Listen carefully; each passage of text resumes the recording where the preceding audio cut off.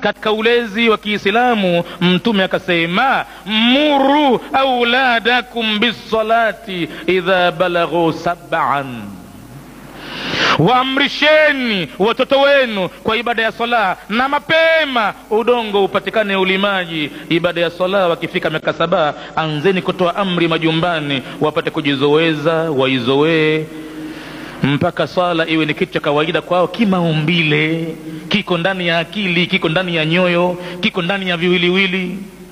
Tena mtume akatahadharisha, wadhribuhum, sasa anzeni kuwapiga mikwaju idha balaghu 10, pindi wakifika miaka 10. Sasa wazazi majumbani, tumieni vipigo, bakora, tena uwe serious mpaka kuone mwanao kwamba kumbe hii sala kitu kikubwa sana hii, mbona kama hivi, huyu ananipiga hivi, ananipiga kama hivi.